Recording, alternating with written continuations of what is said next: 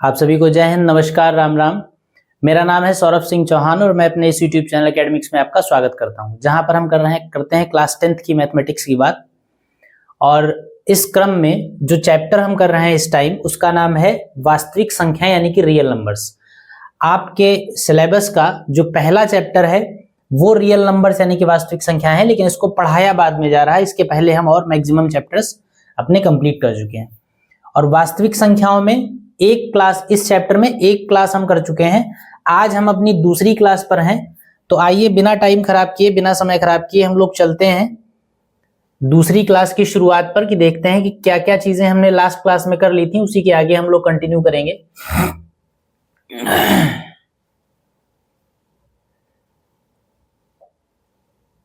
देखिए, जो last question था, लास्ट क्लास का जो लास्ट क्वेश्चन था वो ये था, दर्शाइए कि एक धनात्मक विषम पूर्णांक 6p+1, 6p+3, 6p+5 के रूप का होता है। इस क्वेश्चन को आपने प्रूव किया था। इसी पैटर्न पर, बिल्कुल इसी को बेस बनाकर एक और सवाल आपको करना है, एक और क्वेश्चन करना है। और उस क्वेश्चन को करने से क्या होगा कि इस क्वेश्चन का आपका रिवीजन भी हो जाएगा, इस पैटर्न का रिवीजन हो जाएगा, क्योंकि ये पैटर्न, ये क्वेश्चन बहुत ज्यादा इंपॉर्टेंट है, जरूरी है आपके लिए समझना। तो एक सवाल ऐसा ही हम और लगाएंगे जिससे आपका ये वाला सोल्यूशन भी और मजबूत हो जाएगा और एक और सवाल आपके अकाउंट में आ जाएगा। चलिए, बिल्कुल वही लास्ट क्लास का जो लास्ट क्वेश्चन था, उसी पैटर्न पर बिल्कुल एक वैसा ही एक और क्वेश्चन है। देखिए क्या है, कहा गया दर्शाइए कि एक धनात्मक विषम पूर्णांक 4q+1 या 4q+3 के रूप का होता है, जहां q एक पूर्णांक है। Show that a positive odd integer is of the form 4q+1 or 4q+3 where q is an integer। ठीक है, मतलब क्या है, वही जैसे पिछला क्वेश्चन आप लगाया था, q अगर एक पूर्णांक है और अगर q एक पूर्णांक है और q का मल्टीपल 4 हो, तो ऐसी कंडीशन में धनात्मक विषम पूर्णांक जो होगा, पॉजिटिव ऑड इंटीजर जो होगा, वो 4q+1 या 4q+3 टाइप का हो सकता है, इसके अलावा और कुछ नहीं हो सकता है। ठीक, ऐसा आपको प्रूफ करना है। तो क्या पैटर्न था इस ऐसे क्वेश्चन को लगाने का?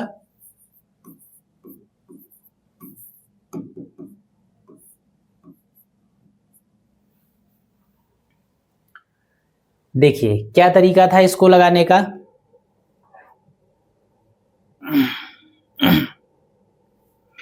सबसे पहले हम क्या करेंगे, एक धनात्मक विषम पूर्णांक हमको चाहिए, तो हम क्या करेंगे, धनात्मक पूर्णांक एक मान लेंगे।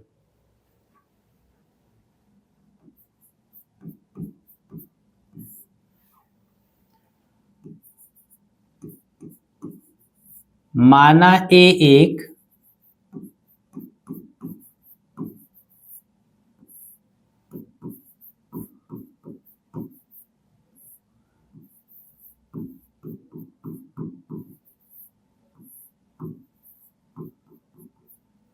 माना ए एक धनात्मक विषम पूर्णांक, ये हमने मान लिया। ए कोई धनात्मक विषम पूर्णांक है, ऐसा हमने मान लिया। और b की वैल्यू हम एक संख्या b मान लेंगे, जिसको कि हम क्या मानते हैं, 4। जो भी q का, जो पूर्णांक आपका q दे रखा है, इंटीजर दे रखा है, इसका जो भी मल्टीपल है यहाँ पर, या इसका जो भी कोफिशिएंट है यहाँ पर, वो हम मानते हैं b की वैल्यू। जैसे पिछले क्वेश्चन में जो लास्ट क्वेश्चन था, प्रीवियस क्लास का जो लास्ट क्वेश्चन था, उसमें q का जो कोफिशिएंट था वो 6 था, तो हमने b = 6 माना था। यहां पर q का कोफिशिएंट 4 है, तो हम b = 4 मान लेंगे, तथा माना b = 6। तो क्या लिखेंगे,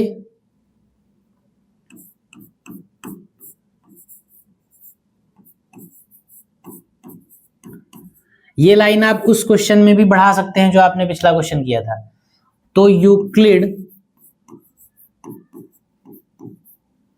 विभाजन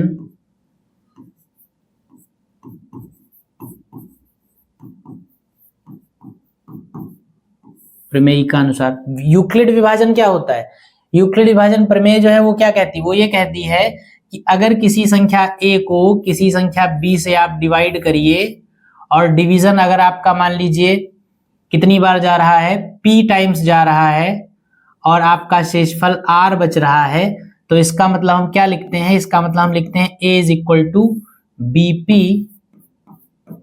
plus R, A is equal to B into P plus R, यही तो लिखते हैं हम। यहां पर क्या करेंगे इस क्वेश्चन में, जो ए पूर्णांक है उसको 6 से डिवाइड करेंगे, ठीक है, इसको हम लोग रफली यहां पे लिखते हैं, ए को हम 6 से डिवाइड करेंगे और 6 से डिवाइड करने पर ये q टाइम्स जाएगा और शेषफल इसका बचेगा r, ठीक है। देखिए क्योंकि 6 है नहीं सॉरी 4, ये क्या हो यार,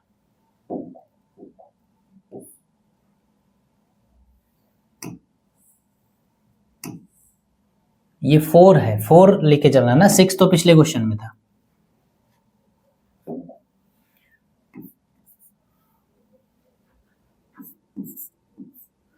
इंटीजर का जो भी कोफिशिएंट है वही संख्या आपकी भाजक बनेगी, डिवाइजर बनेगी। ए को हम 4 से डिवाइड करेंगे और 4 इंटू क्यू प्लस समथिंग है, इसका मतलब 4 इंटू क्यू, यानी क्यू आपका भागफल होगा, डिविडेंड कोशिएंट होगा, तो a is equal to 4q plus r आपका आएगा। यानी कि ये प्रमेय जब लगाएंगे तो ये जो धनात्मक पूर्णांक ए है ये किसके बराबर होगा, 4 इंटू क्यू प्लस आर के, जहां आर क्या है, शेषफल है। इक्वेशन नंबर 1 बना दीजिए। अब लिखेंगे क्योंकि भाग किससे किया जा रहा है, 4 से, यानी भाजक कौन है, 4, डिवाइजर कौन है, 4। क्योंकि भाजक यानी कि डिवाइजर 4 है, अतः शेषफल r 4 से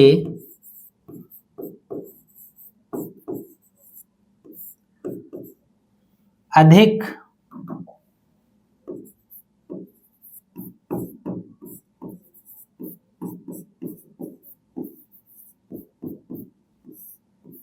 नहीं हो सकता। ये बात तो आप जानते हैं, समझते हैं। अगर आप किसी संख्या को 4 से डिवाइड कर रहे हैं तो 4 से डिवाइड करने पर जो शेषफल, जो रिमाइंडर बचेगा वो 4 तो नहीं बच सकता है, 4 से कम ही बचेगा। रिमाइंडर बचने का मतलब ये होता है कि जिस नंबर से आप डिवाइड कर रहे हैं संख्या अगर उससे कम रह जा रही है तो फिर वो डिवाइड नहीं करेगा, तो जो संख्या कम रह जा रही है वही उतना रिमाइंडर बन जाता है, ठीक। तो रिमाइंडर जो है वो 4 से कम होगा।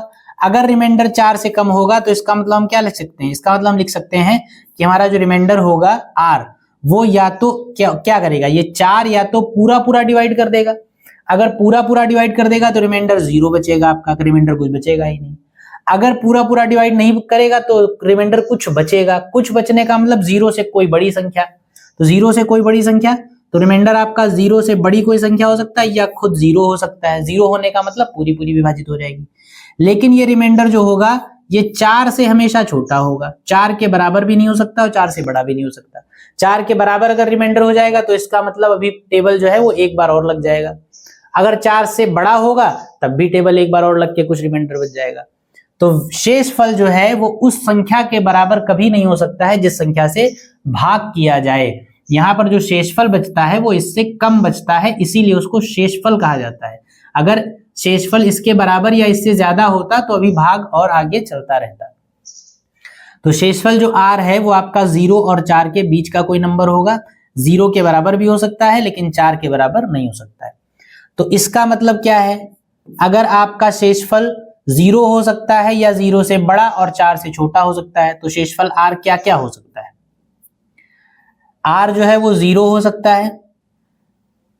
दूसरी बात, 0 से बड़ा तो 1 हो सकता है, 2 हो सकता है, 3 हो सकता है, लेकिन r4 नहीं हो सकता है। यानी कि r की वैल्यूज 0, 1, 2, 3 ये 4 पॉसिबल वैल्यूज r की हैं जो आपकी हो सकती हैं इस सवाल में।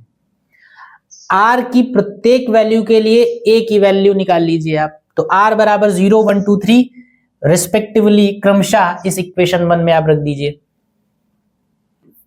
तो r के मान समीकरण 1 में क्रमशः रखने पर इसको आप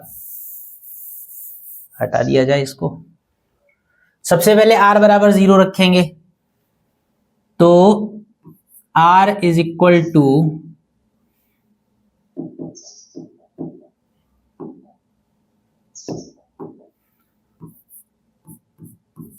r बराबर 0,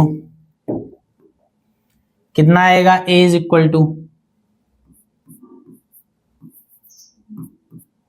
a is equal to 4q plus 0, that is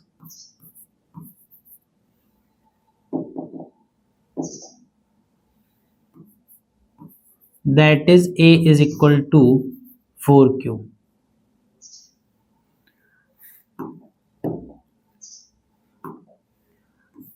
r is equal to 1,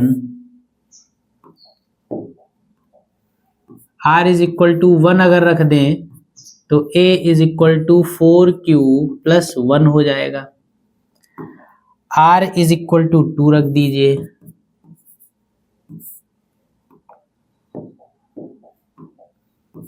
तो 2 रख देंगे तो r is equal to 4q plus 2 हो जाएगा।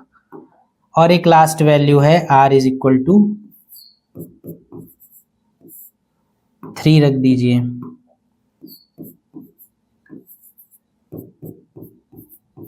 फोर क्यू प्लस 3 हो जाएगा। यानी अगर आप डिवाइजर यानी कि भाजक 4 ले रहे हैं तो a की ये 4 वैल्यूज पॉसिबल हैं, या तो a बराबर 4q होगा, या 4q प्लस 1 होगा, 4q प्लस 2 या 4q प्लस 3 भी हो सकता है। जैसे मैंने 6p प्लस 1 वाला सवाल जो क्वेश्चन जो आपको बताया था, उसमें मैंने आपको समझाया था कि उस क्वेश्चन को कि कैसे 3 तरीके से आपसे पूछा जा सकता है, वही सेम पैटर्न यहाँ पर भी है, सेम चीज यहाँ पर भी है। इस क्वेश्चन को भी 3 तरीके से आपसे पूछा जा सकता है।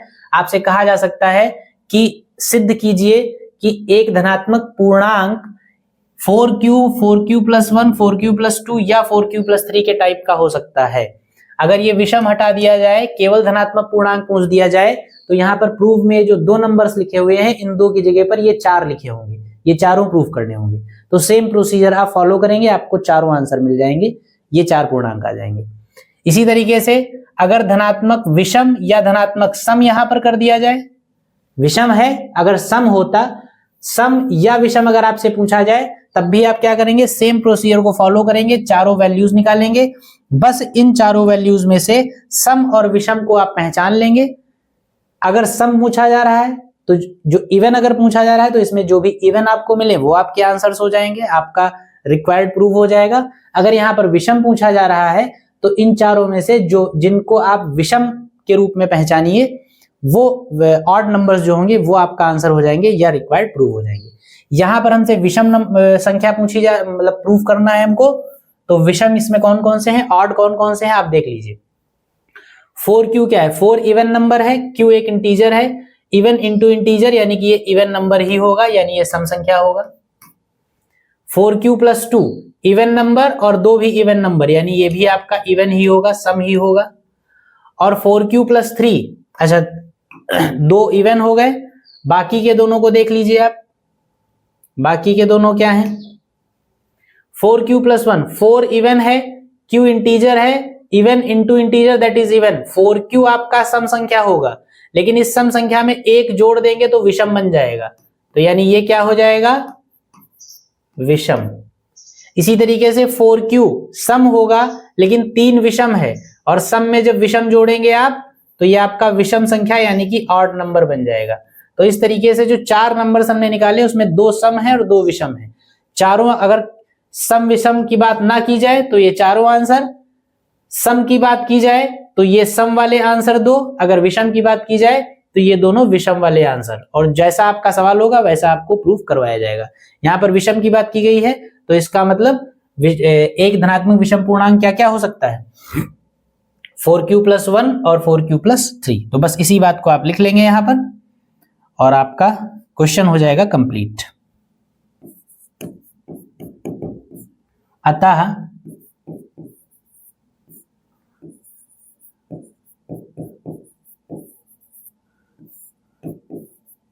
एक धनात्मक विषम पूर्णांक 4q प्लस 1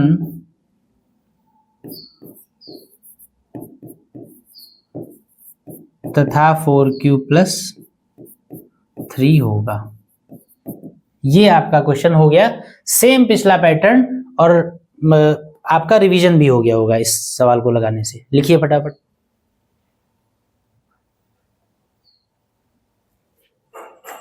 इसको नोट कर लीजिए, हम लोग अपने अगले सवाल पे चलते हैं। अगला क्वेश्चन देखिए, अगले क्वेश्चन से पहले एक और क्वेश्चन ऐसा ही है, वो लगा लीजिए आप। ये है आपका सवाल।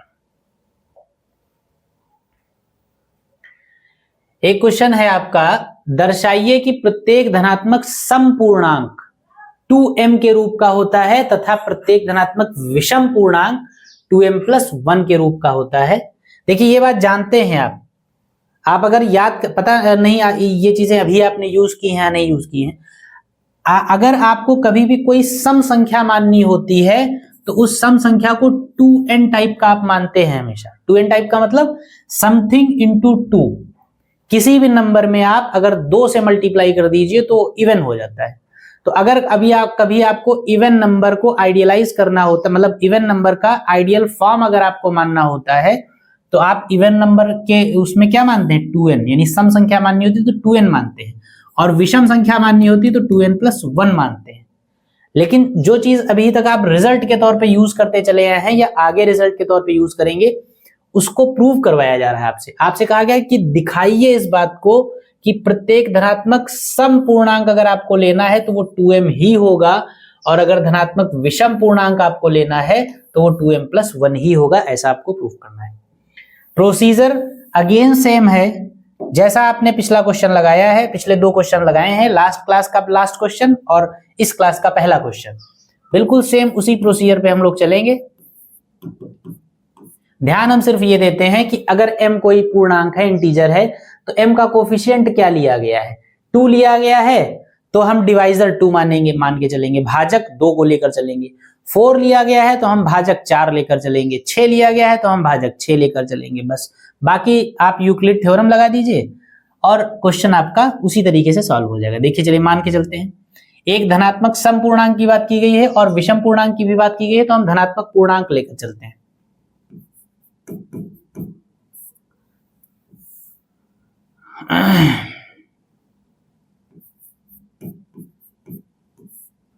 माना a एक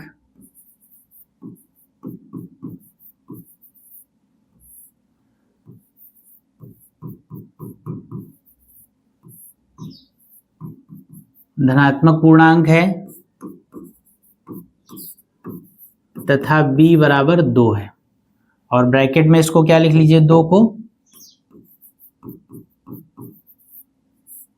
भाजक या डिवाइजर। तो क्या लिखेंगे,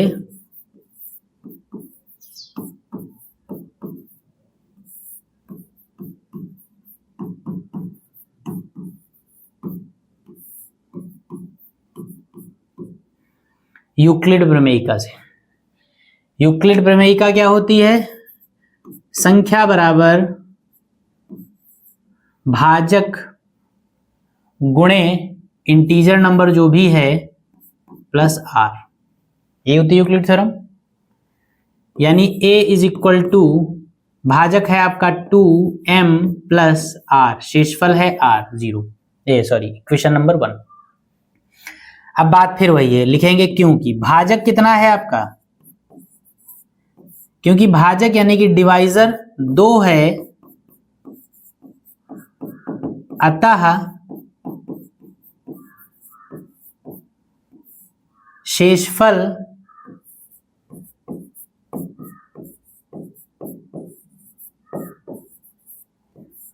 दो से अधिक नहीं हो सकता।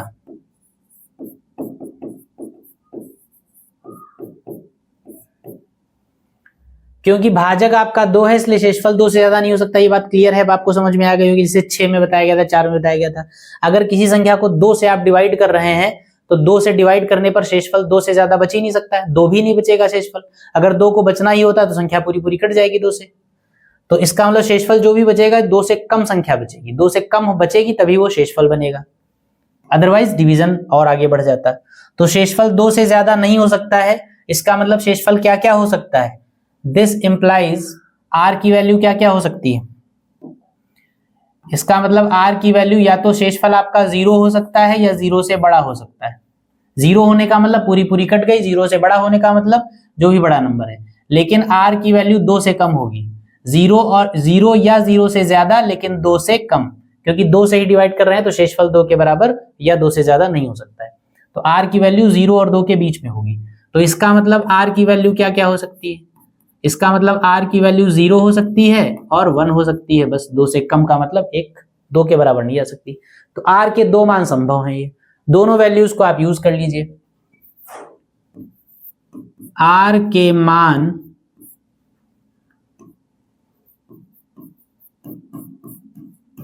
समीकरण 1 में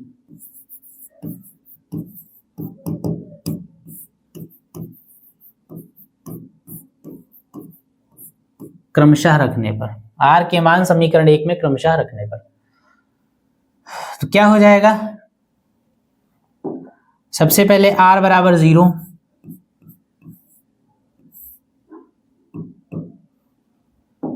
आर बराबर 0 का मतलब क्या होगा?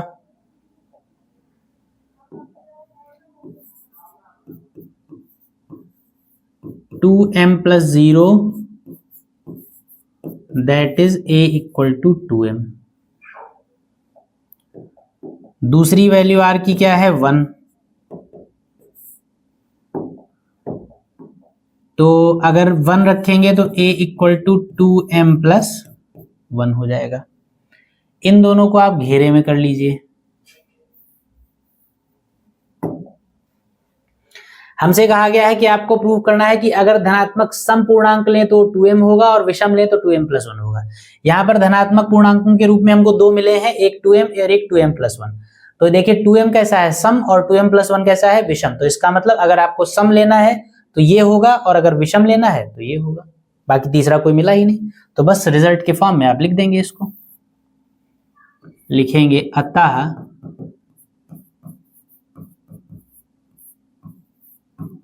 यहां आप लिख भी सकते हैं आगे ब्रैकेट में, ये कैसा है? सम और ये कैसा है? विषम। स्पष्ट है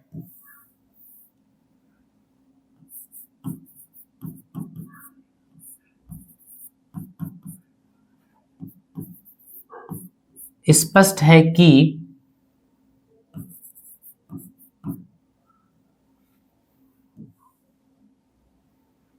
स्पष्ट है कि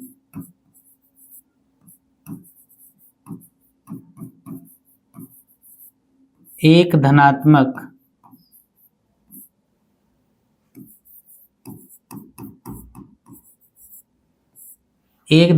समपूर्णांक 2m तथा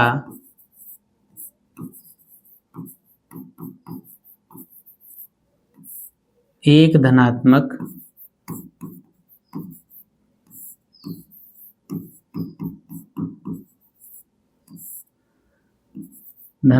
विषम पूर्णांक 2m प्लस 1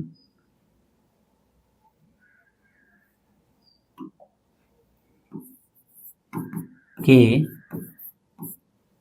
रूप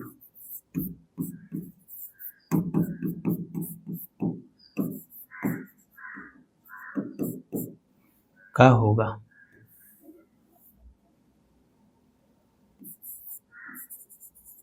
आंसर नहीं, ये आपका प्रूफ है। तो ये इस तरीके से क्वेश्चन लग जाएगा। तो 3 क्वेश्चंस मैंने आपको बैक टू बैक लगवाए एक तरीके के। अब अगर इस पर इससे रिलेटेड कोई क्वेश्चन आता है, ऐसा कोई क्वेश्चन आएगा, तो अब मुझे उम्मीद है पूरी कि आपसे ये क्वेश्चन 100% लग जाएगा। ठीक है, अब 2m हो, 3m हो, 4m हो, 5m हो, 6m हो, कुछ भी हो, क्योंकि 3 तरीके से आप 3 नंबर्स पर आपने इसको सॉल्व किया है। ठीक, तो इसको नोट करिए फटाफट और फिर हम लोग अपने अगले सवाल पे चलें।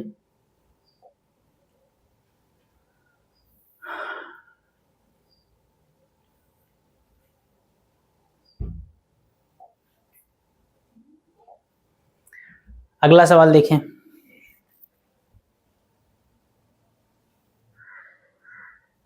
अगले क्वेश्चन में कहा गया है कि दर्शाइए कि n+2 या n+4 में से केवल एक ही 3 से विभाजित होता है जहां n एक पूर्णांक है।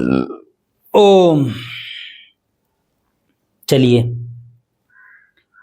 करिए कोशिश, थोड़ी सी करिए इसको सॉल्व करने की, सोचने की कोशिश करिए तब तक सॉल्व क्या करने की, कि किस तरीके से किया जाए।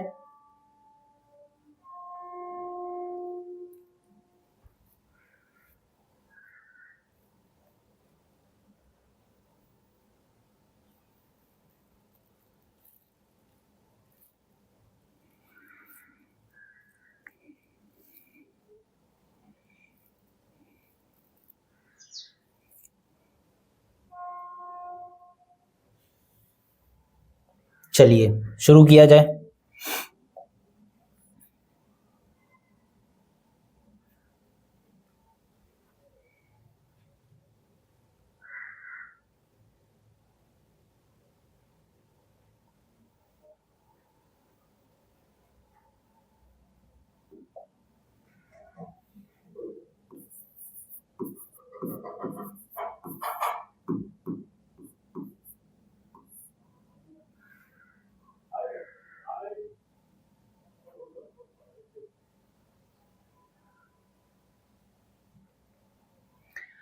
कहा गया n+2 या n+4 में से केवल एक ही 3 से विभाजित होता है, ऐसा आपको प्रूव करना, और n एक पूर्णांक है। एक बात आप समझ लीजिए, अगर n कोई इंटीजर नंबर है तो वो इंटीजर नंबर किस किस तरीके का हो सकता है, वो डिपेंड करेगा कि कौन से नंबर से विभाजिता की बात आप कर रहे हैं। अगर 3 से कर रहे हैं तो 3 के लिए अलग पूर्णांक होते हैं, मतलब 3 के लिए जो 3 से विभाजिता के लिए जो पूर्णांक पॉसिबल हैं वो अलग हैं, 2 से विभाजिता के लिए जो पॉसिबल हैं वो अलग हैं। तो यहाँ पर डिपेंड करेगा कि किस नंबर से आप विभाजिता यानी कि डिविजिबिलिटी की बात कर रहे हैं। n अगर एक पूर्णांक है, ध्यान दीजिएगा, n अगर एक पूर्णांक है और बात यहां पर 3 से विभाजिता की जा रही, देखिए आपसे कहा गया n 3 से विभाजित होगा या n+2 डिविजिबल होगा या n+4 होगा, इनमें से कोई एक ही होगा। अच्छा, इनमें से कौन सा वाला डिविजिबल होगा ये डिपेंड किस पे करेगा? 2 तो कांस्टेंट है, इस पे तो डिपेंड नहीं करेगा, 4 भी कांस्टेंट है, इस पर भी डिपेंड नहीं करेगा। ये नंबर्स जो है तीनों, ये किससे डिविजिबल होंगे ये डिपेंड करेगा n की वैल्यू पे। n की वैल्यू यहां पर जैसी रखेंगे, इसको सॉल्व करने पर उसके अकॉर्डिंग कुछ वैल्यू मिलेगी, और जो वैल्यू आपको मिलेगी उस वैल्यू को आप देखेंगे कि ये किससे डिविजिबल है और किससे डिविजिबल नहीं है। यानी कि इन तीनों की डिविजिबिलिटी, इन तीनों की विभाजिता टोटली डिपेंड है n पर। n जैसा होगा इनकी डिविजिबिलिटी भी उसी तरीके से डिसाइड होगी। और n कैसा होगा, यहां पर कह दिया गया है कि n क्या है, एक पूर्णांक है और डिविजिबिलिटी की बात की जा रही है 3 से। तो अगर 3 से डिविजिबिलिटी की बात की जा रही है, 3 से विभाजिता की बात की जा रही है, तो n क्या क्या हो सकता है, ये इस बात को आपको समझना है। देखिए, अगर 3 से विभाजिता की बात की जा रही है तो 2 पॉसिबिलिटीज हैं, 3 या कोई भी संख्या यहां पर ली जाए, बात 3 की नहीं, यहां कोई भी संख्या ली जाए। बात हम क्योंकि 3 लिया गया तो हम 3 पे कर रहे हैं। किसी भी संख्या से डिविजिबिलिटी की अगर बात की जाए तो क्या पॉसिबल है, कोई नंबर या तो उस संख्या से डिविजिबल होगा या फिर नहीं होगा। बात समझ रहे हैं? अगर n कोई पूर्णांक है तो n जो है, n क्या है, पूर्णांक यानी कि इंटीजर्स, और इंटीजर्स क्या होते हैं, -3, -2, -1, 0, 1, 2 एंड सो ऑन। इंटीजर्स तो इनफाइनाइट होते हैं, माइनस इनफाइनाइट से प्लस इनफाइनाइट के बीच में न जाने कितने इंटीजर्स होते हैं। इनमें से ही कोई n लिया जा रहा है। तो बात अगर 3 से डिविजिबिलिटी की है तो बताइए इसमें से कोई भी n उठा लीजिए, वो n 2 तरीके का ही हो सकता है, या तो 3 से कटेगा या 3 से नहीं कटेगा। यहां पर कोई भी नंबर लिख दीजिए, 8 लिख दीजिए, तो इस इंटीजर नंबर्स के सेट में से कोई भी n आप निकाल लीजिए, वो उस n के 2 नेचर ही तो हो सकते हैं। जो संख्या आपको यहां पर दे रखी है, इसमें से कोई भी आप n निकालिए, ये n इस संख्या से या तो डिवाइड होगा या डिवाइड नहीं होगा। इसके अलावा तीसरी कोई पॉसिबिलिटी तो नहीं है। दुनिया की कोई भी संख्या, दुनिया की किसी भी संख्या से या तो कटेगी या नहीं कटेगी, तीसरी कोई पॉसिबिलिटी नहीं है। तो वही हमारे पास यहां पर कहा गया है कि n कोई इंटीजर नंबर है, तो n अगर कोई इंटीजर नंबर है तो n कोई भी इंटीजर नंबर हो सकता है इनमें से। जो भी इंटीजर नंबर n होगा इसमें से जो निकालेंगे वो उसके दो नेचर्स हो सकते हैं। यहां पर नंबर अगर 3 लिया गया है तो 3 से उस n के दो रिलेशन हो सकते हैं। बार बार मैं रिपीट कर रहा हूं, इस इंटीजर नंबर्स के सेट में से कोई भी n आप निकाल लीजिए, इसको आप बिगाड़ दीजिए थोड़ी देर के लिए। इस इंटीजर नंबर्स के सेट में से कोई भी n आप निकाल लीजिए, कोई भी इंटीजर नंबर निकाल लीजिए जिसको आपने n कह दिया, उस n के दो नेचर ही पॉसिबल हैं। वो n या तो किसी संख्या से कटेगा किसी विशेष संख्या से, या उस विशेष संख्या से नहीं कटेगा। विशेष संख्या हमारे पास 3 यहां पर दे रखी है, तो जो भी n आप निकालेंगे वो n या तो 3 से कटेगा या 3 से नहीं कटेगा। तो अगर उसके दो नेचर ही हो सकते हैं तो उन दो नेचर्स के अकॉर्डिंग उसकी तस्वीरें क्या क्या हो सकती हैं ये हम यहां पर बनाएंगे। तो इसका मतलब n जो भी आपने निकाला वो अगर 3 से कटने वाला होगा तो ऐसा कुछ होगा, 3q या 3p कुछ भी मान लीजिए, 3p मान लीजिए।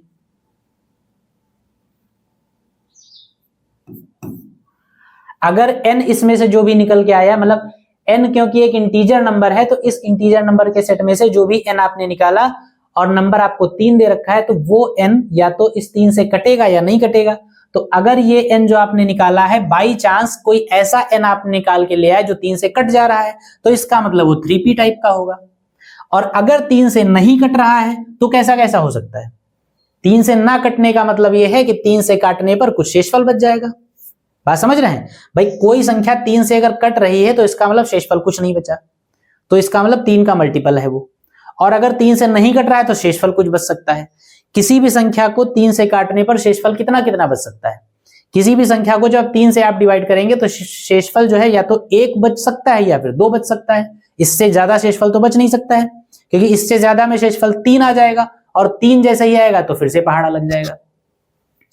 तो इसका मतलब अगर जो भी n आपने निकाला है इंटीजर नंबर के सेट में से वो n अगर 3 से कटने वाला होगा तो ऐसा कुछ होगा, अगर 3 से कटने वाला नहीं होगा तो इसका मतलब उसका कुछ हिस्सा 3 से कट जाएगा और बाकी कुछ शेषफल बच जाएगा, तो 3p+1 टाइप का होगा।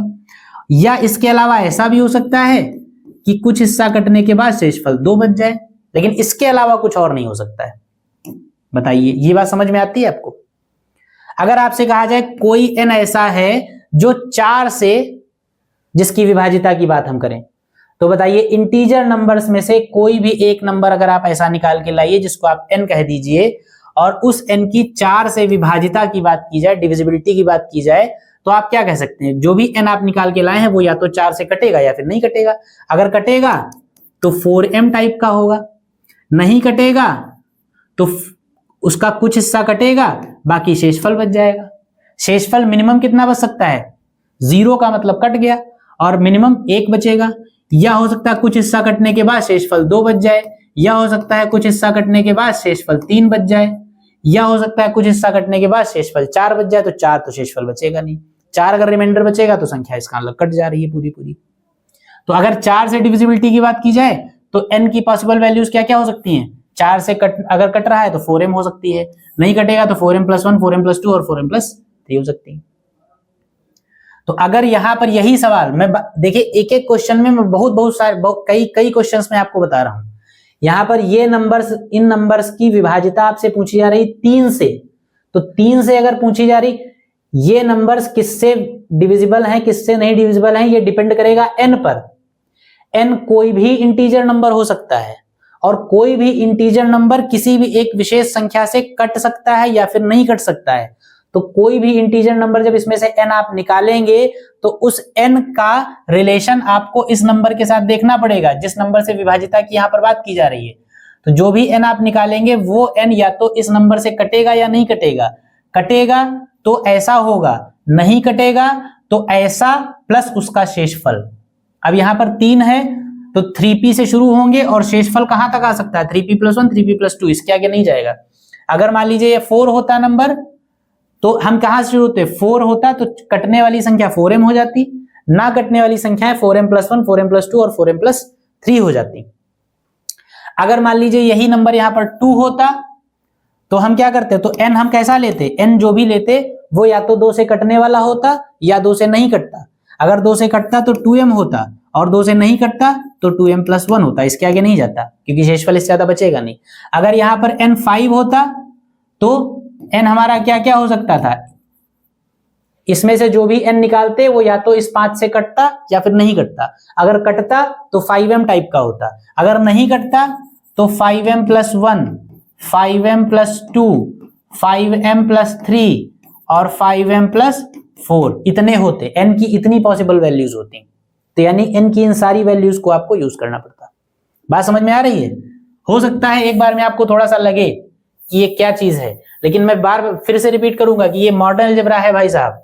ये जो है फॉर्मूला बेस्ड मैथमेटिक्स नहीं है, और ओरिजिनल मैथमेटिक्स इसी को कहते हैं, इस बात को भी आप समझ लीजिए। वास्तव में मैथ्स यही है जिसमें आपको सोचना पड़े, समझना पड़े। मैथ्स वो नहीं होती कि आपने एक फॉर्मूला सीख लिया और उस फॉर्मूले को बेस बनाकर उसमें वैल्यूज पुट कर दी, और वैल्यूज पुट करने के बाद सीधे आपने कैलकुलेट किया और आपको आंसर मिल गया। वो मैथमेटिक्स नहीं है, वो एक पैटर्न है जिसको आप फॉलो करके सवालों को लगा सकते हैं। मैथमेटिक्स वो है जिसमें आपको सोचना पड़े, जिसमें आपको लॉजिक से लॉजिक मिलाना पड़े। ठीक है, ये लॉजिक है तो क्यों है, इस बात का लॉजिक सोचना पड़े, वो मैथमेटिक्स है। और वो आपको मॉडर्न अलजेब्रा में करना पड़ता है। रियल जब नंबर्स आप पढ़ते हैं, ऑर्डर्ड पेयर्ड वगैरह पढ़ेंगे, सेट्स पढ़ेंगे, समुच्चय पढ़ेंगे, इन सब चीजों को जब पढ़ेंगे तब आपको दिमाग लगाना पड़ेगा। तो वही मामला यहां पर है। तो जितनी कहानी आपने समझी है उसका मूल जो है, उसका सार जो है, उसका जो क्रक्स है वो क्या है कि n एक इंटीजर नंबर है और इसी n पर डिपेंड करेगा कि n, n+2 और n+4 3 से विभाजित होंगे या नहीं होंगे। तो दो पॉसिबिलिटीज ही हैं कि n आपको जो भी आप n लेंगे, n जो भी इंटीजर नंबर लेंगे वो n या तो 3 से विभाजित होगा या 3 से विभाजित नहीं होगा। सिर्फ n की बात की जा रही है। और n से विभाजित होने वाले या तीन से कटने वाला n हो या 3 से ना कटने वाला n हो, उन n को यूज करेंगे हम इनमें, और इनमें n की उन वैल्यूज को रख कर देखेंगे कि जो नई वैल्यू मिली वो 3 से कटेगी या नहीं कटेगी। ठीक है, तो देखिए, क्योंकि n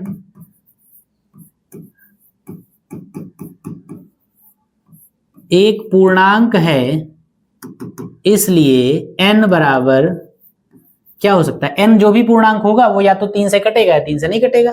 तो n बराबर क्या होगा,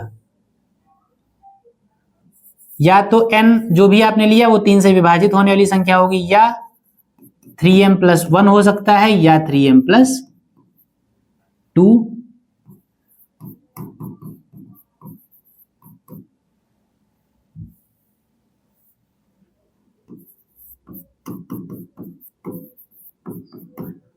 हो सकता है, यानी n के ये 3 मान पॉसिबल हैं, n की ये 3 वैल्यूज पॉसिबल हैं, और n पर डिपेंड करेगी इनकी डिविजिबिलिटी। तो यानी n की इन तीनों वैल्यूज के लिए हम इन सब के वैल्यूज को कैलकुलेट करेंगे। सबसे पहले क्या करेंगे, इस n को देखेंगे, केवल इस एक n को देखेंगे। हमसे ये तो पूछा गया कि इनमें से कौन सा 3 से कटेगा, या प्रूव करना इनमें से केवल एक ही 3 से कटेगा। तो हम पहले देखेंगे कि 3 से कटने वाला नंबर ये n अगर आप इसमें रखें n में, तो क्या ये 3 से कटेगा, या 3 से ना कटने वाला नंबर अगर आप इसमें रखें तो क्या ये 3 से कटेगा। n 3 से कटने या ना कटने वाला हो सकता है, लेकिन n की वैल्यू यहां पर रखकर आपको डिसाइड करना है कि ये जो मिलेंगे वो 3 से कटेंगे या नहीं कटेंगे। तो n की ये तीनों वैल्यूज बारी बारी से हम इनमें रखते जाएंगे, और जो रिजल्ट मिलेंगे उनको देखेंगे कि वो रिजल्ट्स जो हैं वो 3 से डिविजिबल हैं या नहीं। ठीक, तो लिखेंगे एक एक। सबसे पहले हम n = 3m यूज करेंगे, नहीं, सबसे पहले n के लिए हम ये तीनों वैल्यूज यूज करेंगे। ठीक है,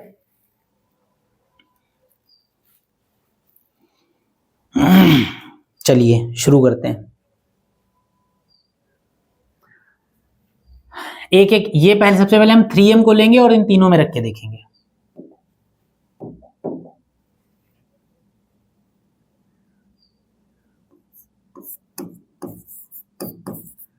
फर्स्ट केस क्या बनेगा कि यदि n =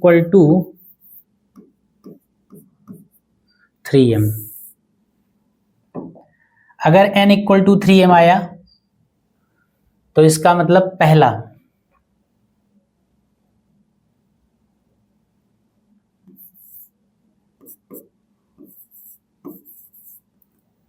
तो 3 की बात हमको करनी है। किसकी किसकी? एक n की बात करनी है,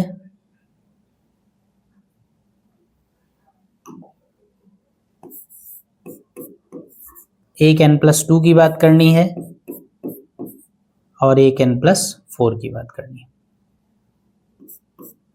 n इज इक्वल टू कितना है? 3m। भाई n में हम n बराबर 3m रखेंगे तो 3m ही रहेगा। n+2 यानी कि n की जगह पर 3m और प्लस ये 2, और n इसमें n की जगह की 3m और प्लस ये 4। ये थोड़ा सा सॉल्व हो जाएगा। इसको आप क्या लिख सकते हैं?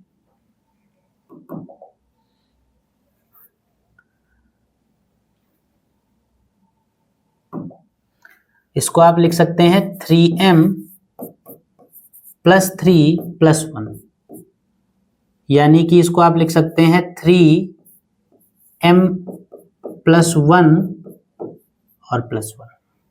n+4 की ये वैल्यू आ गई। एक काम करिए, आप इनके कलर चेंज कर लीजिए।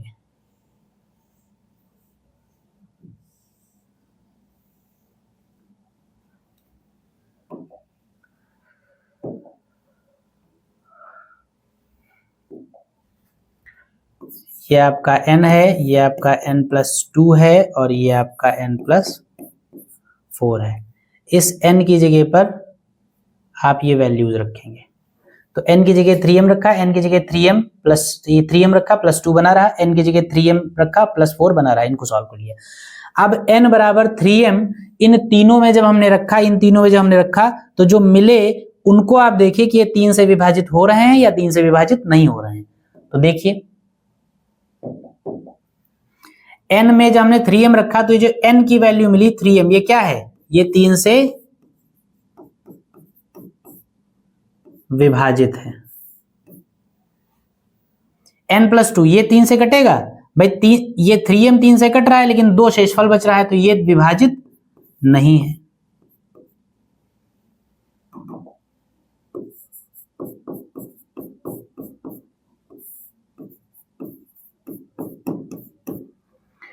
और इसी तरीके से n+4 में जब आपने वैल्यू रखी तो इतना हिस्सा कट रहा है और ये 1 नहीं कट रहा है, तो इसका मतलब ये भी कुल मिलाकर विभाजित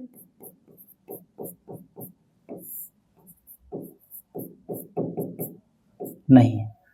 यानी एक बात आपको समझ में आई, ये आप जानते हैं कि n की इन 3 में से कोई एक वैल्यू पॉसिबल है, या तो ये होगी या फिर ये होगी या फिर ये होगी। n की पहली वाली वैल्यू जब हमने ली, अगर n बराबर इतना होता तो n बराबर इतना जब हमने अपनी दी गई संख्याओं में रखा तो हमने देखा कि इन तीनों संख्याओं में से जब हमने n बराबर 3m, n का जो मान संभव है वो मान जब हमने इसमें रखा इन तीनों में, तो इन तीनों में से केवल एक संख्या विभाजित हो रही है 3 से, बाकी की 2 विभाजित नहीं हो रही। बात समझ में आई? क्योंकि इनकी डिविजिबिलिटी n पर डिपेंड करती है। n की पॉसिबल वैल्यूज 3 है, यहां पर 3 में से कोई एक वैल्यू n के पास होगी। उन तीनों में से पहली वैल्यू को जब हमने यूज किया तो हमने देखा कि n का पहला मान इस्तेमाल करने पर जो दी गई 3 संख्याएं हैं, उन 3 संख्याओं में से केवल एक संख्या 3 से विभाजित हो रही है, यानी कि डिविजिबल है, बाकी की 2 डिविजिबल नहीं है। क्या प्रूव करना था? दर्शाइए कि इन तीनों में से केवल एक ही 3 से विभाजित होगी। तो n के जो 3 मान संभव हैं, उन 3 में से एक मान पर जो आपको प्रूव करना था वो प्रूव हो गया। n की 3 वैल्यूज आपके पास हो सकती हैं, उनमें से एक वैल्यू को पर आपने जब सवाल को लगाया तो n की एक वैल्यू को यूज करने पर हमको पता चला कि दिए गए 3 नंबर्स में से केवल एक नंबर ही डिविजिबल होगा, केवल एक नंबर ही 3 से कटेगा।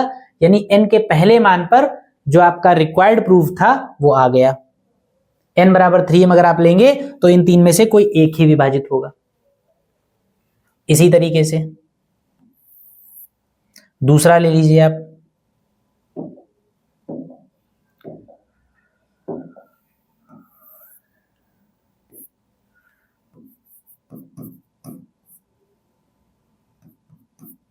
दूसरा क्या है? यदि n बराबर 3m+1 हो, अगर n बराबर 3m+1 हुआ तो n की वैल्यू क्या होगी, n+2 की वैल्यू क्या होगी, और n+4 की वैल्यू क्या होगी। देखिए n बराबर 3m+1 है तो n की वैल्यू 3m+1 ही होगी। यहां n की जगह 3m+1 रखेंगे तो n की जगह आया 3m+1 और प्लस ये वाला आ गया 2। इसको आप सॉल्व करेंगे तो ये हो जाएगा 3m+3 और इसको आप सॉल्व करेंगे तो 3 कॉमन मिल जाएगा m+1। इसी तरीके से यहां पर रखेंगे आप 3m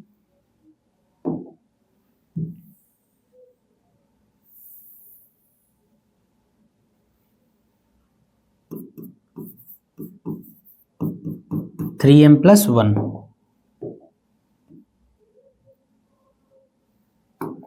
ऐसे ही अगला आप देखेंगे तो n+4 में क्या हो जाएगा, n की जगह रखेंगे 3m+1 और प्लस ये हो जाएगा 4, तो ये आपका हो जाएगा 3m+3 अलग कर लीजिए, 2 अलग कर लीजिए, 5 बचेगा, 5 में से 3 अलग 2 अलग, तो ये 3 कॉमन मिल जाएगा m+1 और +2। यानी अगर n की दूसरी जो पॉसिबल वैल्यूज है, अगर n मान लीजिए ऐसा ना होता तो फिर ऐसा होता, अगर n ऐसा होता तो सवाल की दी गई संख्याएं हमारी क्या क्या पॉसिबल हो सकती हैं। तो अगर n = 3m+1 होता तो n की वैल्यू 3m+1, n+2 की वैल्यू ये होती और n+4 की वैल्यू ये होती। अब ये तीनों वैल्यूज जो हैं इनमें से कौन विभाजित है कौन नहीं विभाजित है, इस बात को हमको देखना है। तो 3m+1 बताइए 3 से कटेगा या नहीं कटेगा, ये इतना नंबर 3 से कट रहा है और एक एक्स्ट्रा है तो एक शेषफल है, शेषफल होने का मतलब संख्या नहीं कट रही है, तो इसका मतलब ये क्या है, ये विभाजित नहीं है।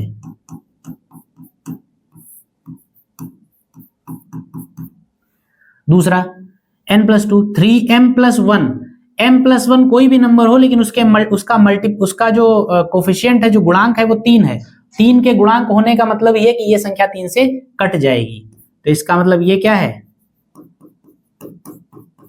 विभाजित। n+4, ये संख्या 3 से कट रही है लेकिन 2 एक्स्ट्रा है यानी कि 2 शेषफल है, तो ये विभाजित नहीं है।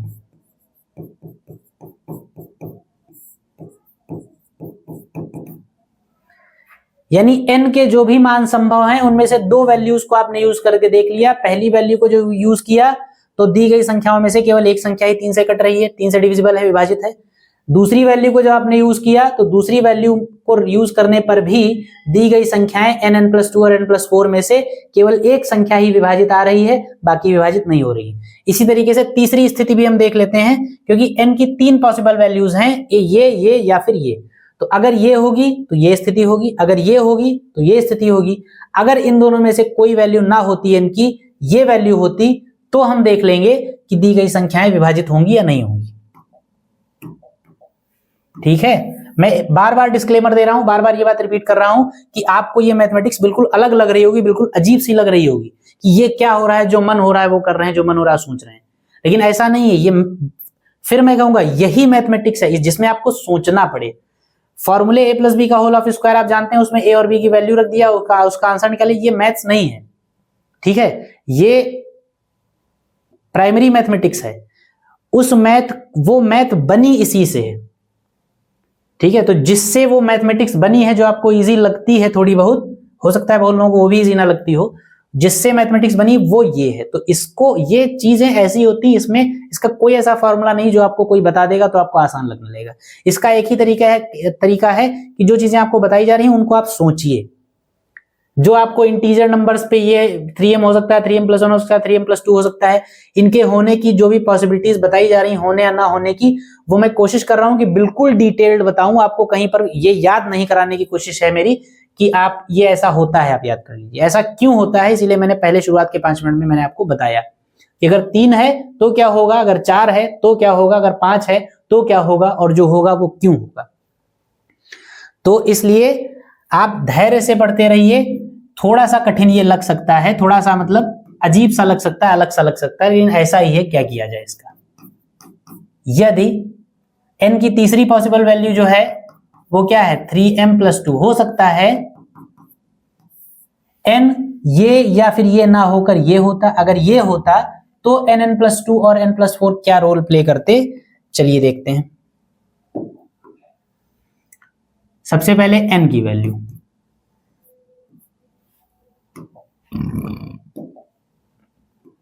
क्या होगी n की वैल्यू 3m+2।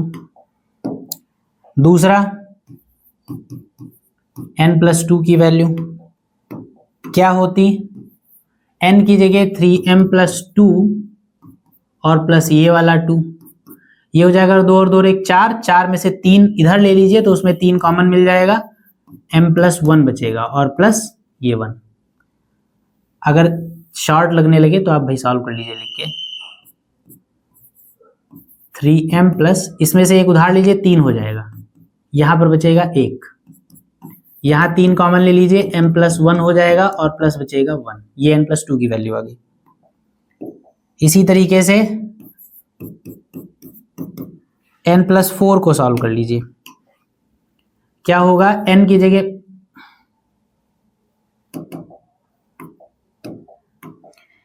जगह होगा 3m+2 और प्लस ये हो जाएगा 4, यानी 3m+6 हो जाएगा, 3 कॉमन मिल जाएगा, m+2 हो जाएगा। अब फिर से वही बात, n की तीसरी पॉसिबल वैल्यूज पर n+2 n+4 की वैल्यूज हमने निकालनी, क्या क्या हो सकती हैं, उन वैल्यूज को आपको देखना है कि विभाजित हैं या विभाजित नहीं। अगर n बराबर 3m+2 है तो n यानी 3m+2 विभाजित नहीं होगा। क्यों विभाजित नहीं होगा, क्योंकि इसमें 2 शेषफल बच रहा है, ये n+2 विभाजित नहीं होगा।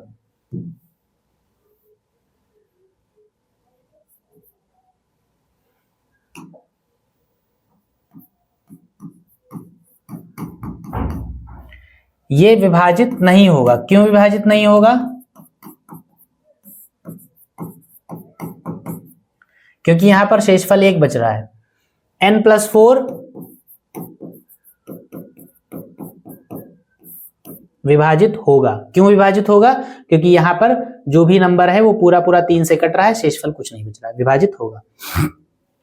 तीनों स्थितियों को अगर ध्यान से देखिए तो आपने क्या देखा, 3 से विभाजिता की अगर बात की जा रही है तो वो विभाजिता n पर डिपेंड करेगी।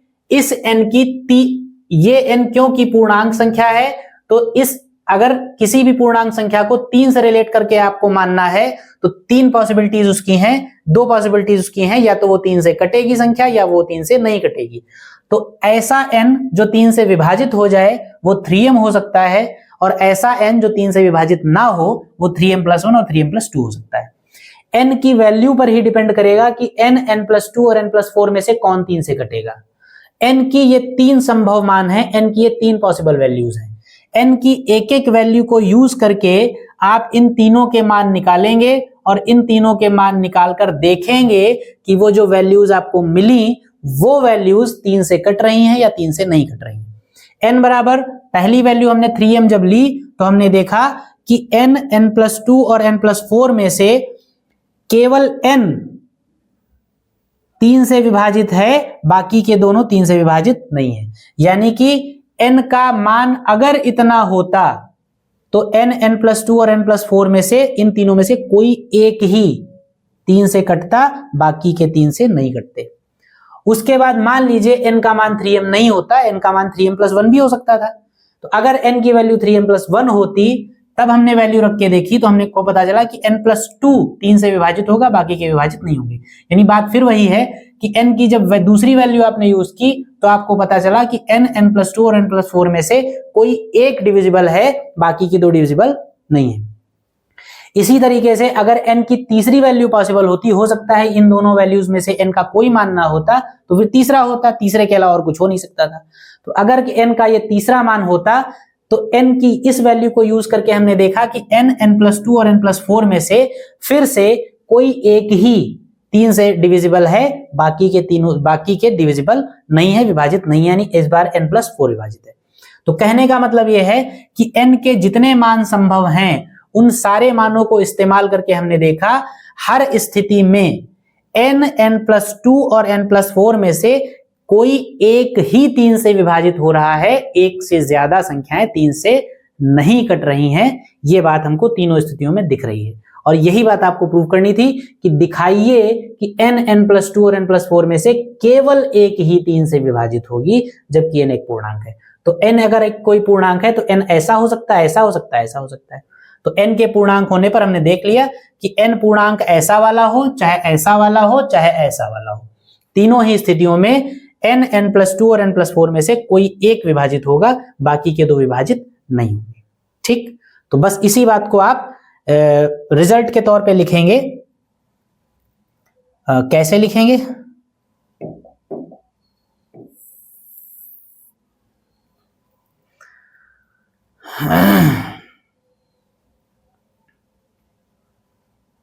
यहां लिख लीजिए।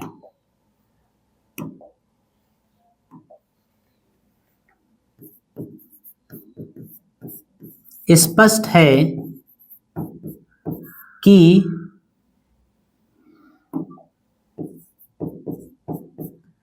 यदि n एक पूर्णांक है तो n+2 और n+4 में से